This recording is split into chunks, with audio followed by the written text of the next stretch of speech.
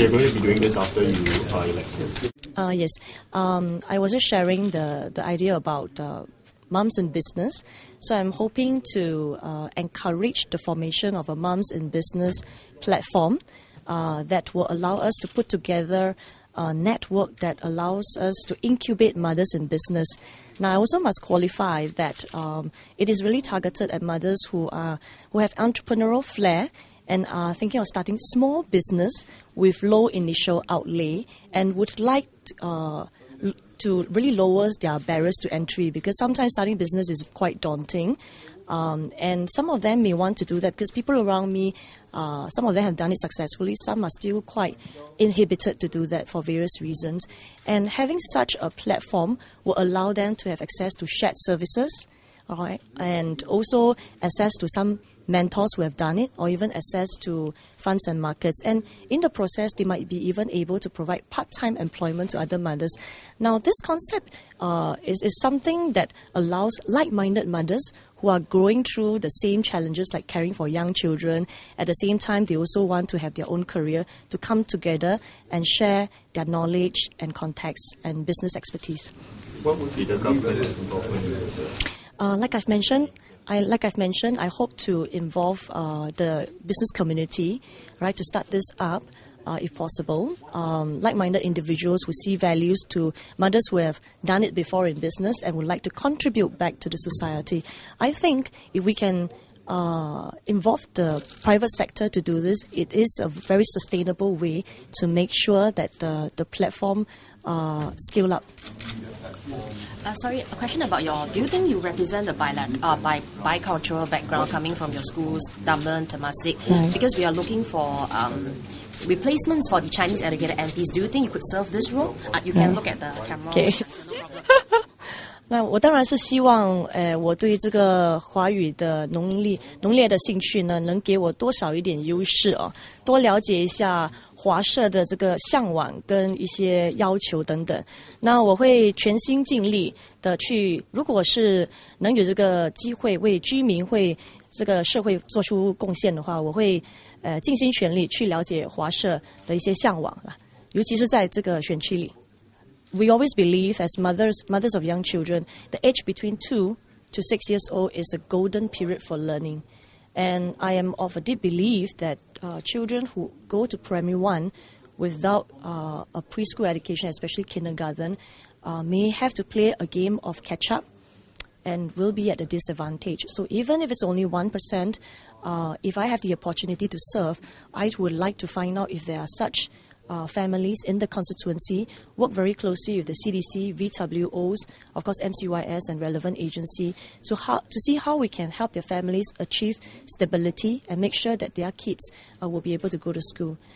During the Meet the People session, I think some of these families are actually living in rented places or moving from house to house, they could be in one location this month and then another location next month. So it's about family stability. So you really have to look at it beyond education, helping the family.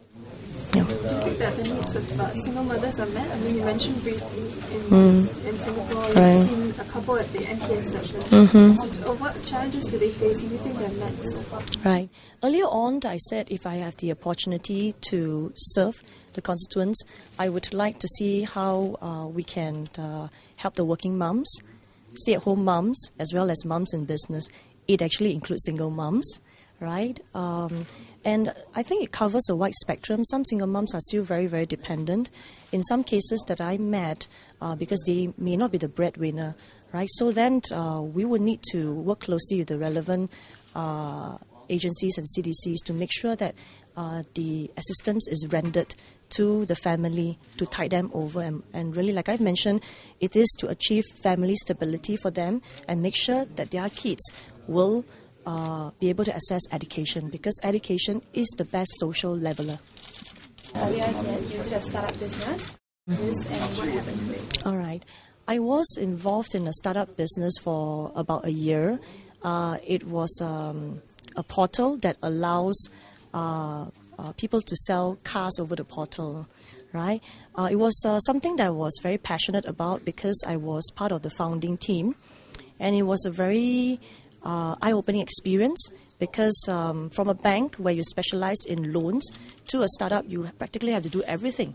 Business development, sales, marketing. I can empathize with the challenges that small businesses actually face. And the plan back then was for the business to scale to regional market within a year. And I told myself that that would be a very important milestone. But unfortunately, right, and that remains one of my biggest disappointment, is because of the Nasdaq bubble burst, right? The business was affected, and we have to move on. It was 25 years old. Yes. Did you lost in the whole process? It was a negligible sum, right? Because we had a good business investor who believed in the business model as well. But I think more importantly, I think I benefited a lot more than I lost. All right, and because of that experience, I joined EDB and spent another 5 years to promote an entrepreneurial environment. You earlier talked about more government help for SMEs. Can you give us some concrete ideas, concrete steps that the government can do? Earlier on, during my introduction statements, I highlighted the 3 causes that I would like to immediately look at if I have an opportunity to serve. I highlighted that because of my experience in private sector and also my interaction with the businesses in EDB, I am attuned to the concerns and the aspirations of the businesses. And while this is a growth period, we never know when the next business downturn will come. And I think when that comes, if I am elected, of course, I'll stay very close to the ground to understand what are some of the concerns faced by the businesses and make sure I also represent them accordingly in the parliament. So you don't have a specific policy suggestion on this front? I think currently, especially for what has been announced at the budget, I think that it adequately addresses some of the issues and the growth plans of the businesses for now. What are some of the attributes that you think people will be able to vote for you for? Right. And do you think strengths and weakness? Right. My parents are my role model, and in them I learned about the importance of perseverance. Right, and which is why I talked about the preschool education. Although it's just 1% of the cohort, it's more than 300 kids, right, every year. So even if it is challenging to bring them to school on a regular basis, I will try to see whether can we come up with creative ideas to address the family situation so that we can give the kids stability. So I think perseverance is one. Weaknesses, I think one of my weaknesses is I can be too accommodating, right? So I'm still learning how to rein in on that, because that sometimes have implications on people who are working with me. Just a short one or two liner about why do you think a voter should vote for you to be their MP? Right.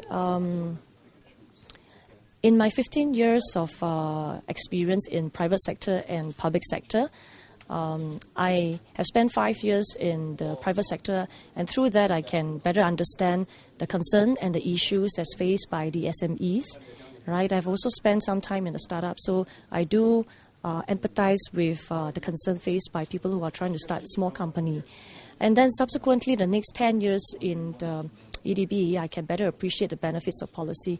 And through that 15 years, it allows me to deal with, interact with people from all walks of life. And I hope that will allow me to better relate to all the constituents from various walks of life as well, so that I can better serve their interests and their aspirations and also address any issues that they will face.